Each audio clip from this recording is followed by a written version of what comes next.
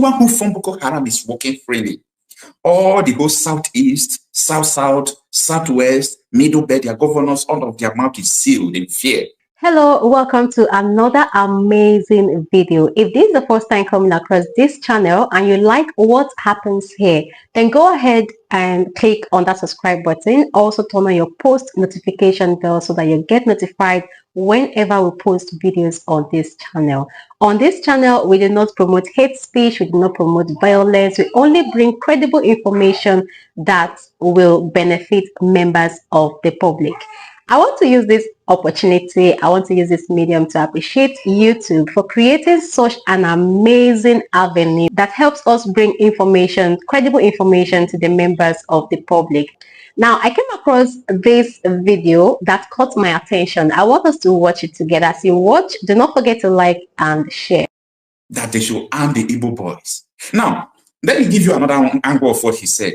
Before he could come out to say, arm Igbo boys to kill or to fight IPOBs, who was he talking to? Who are those people that will arm the boys? Not federal government.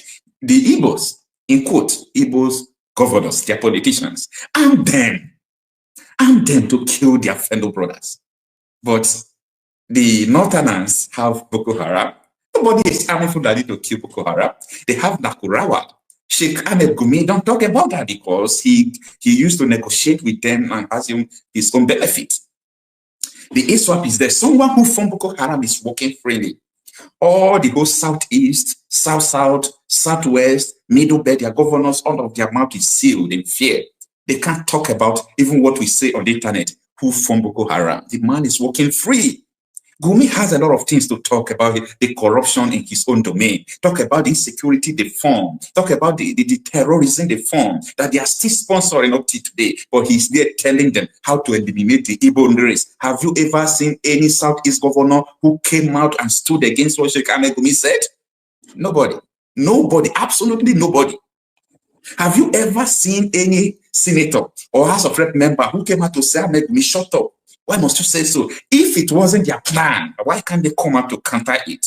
If it wasn't part of their plan, I mean all these people you know, Soludo and Exoti, of Enugu, all of them, I am challenging them that if it is not their plan, or who is Gumi referring to? What do they discuss with Gumi and the North before Gumi come out to make such statement? People should think, because the statement Gumi made is a direct affirmation of ethnic cleansing that has been going on right from generations. So why can these people swiftly and respond decisively to Gumi?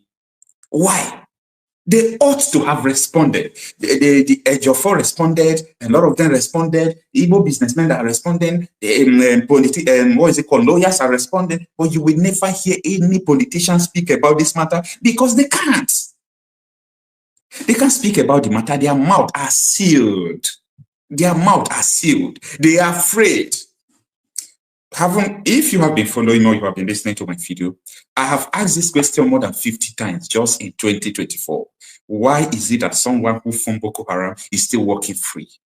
It's a question of thought. Why is it that someone who from Boko Haram is working free? Why is it that someone, a former governor who is now the Minister of Defense State, that was accused of, sponsoring bandits and being part of them, someone who accusing is a governor, an incumbent governor up to today. Have you ever seen where anybody talks about it? No. But anytime it comes about the issue of all the Southeastern, everybody will just be talking nonsense.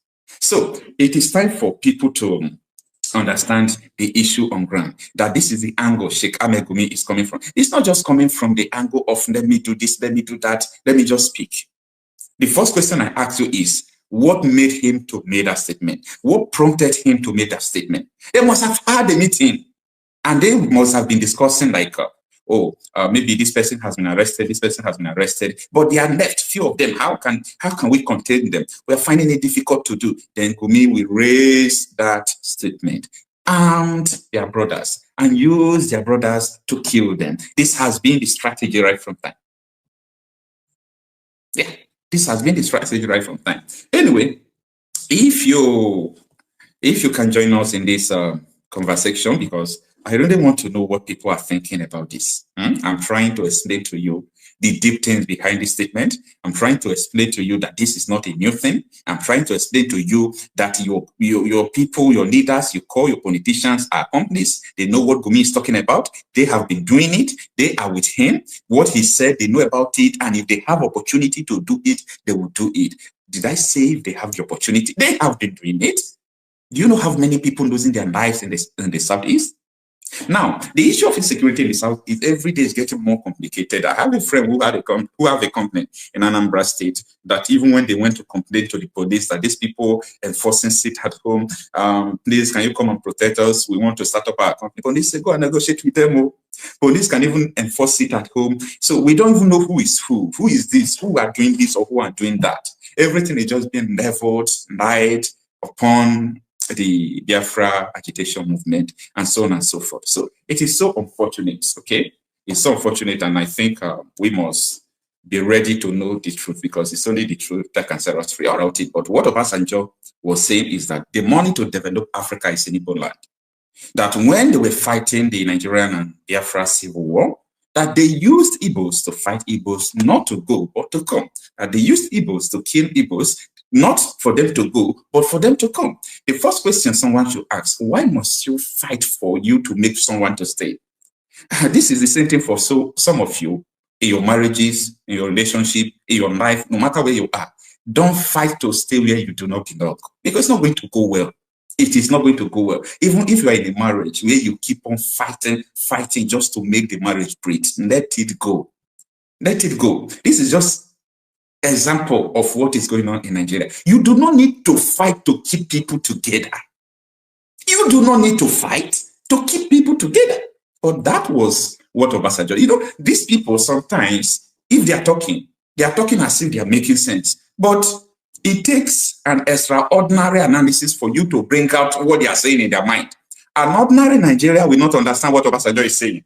Never. They can't understand, they can't fathom, they don't even know where he's coming from. He's talking about killing Igbos, using Igbo men to kill Igbos. It's a strategy. So when Sheikh Ahmed Gumi today, that was yesterday to saying that, go and arm Igbo youths and use them to kill, IPOB now, use them to kill their fellow Igbos. That is a strategy we have been using before. Don't you know? He's reminding you of what they have been doing. All these things are expository.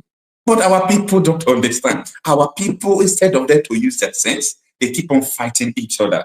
Go to social media. This one is fighting this. This one is fighting this. Don't talk about people. Have you ever seen me talking about people? Because these are not your real problem. Your real problem are the people who came to divide you. They came to divide you. They came to make you hate your brother. They came to make you kill your brother. They came to make sure you have a perpetual hatred. That someone from Abekiniki could rise up and say, no, I'm not going to marry someone from Anambra. Who spread the narrative? Go and read your history. Someone from Port Harcourt will say, I am not an Igbo man.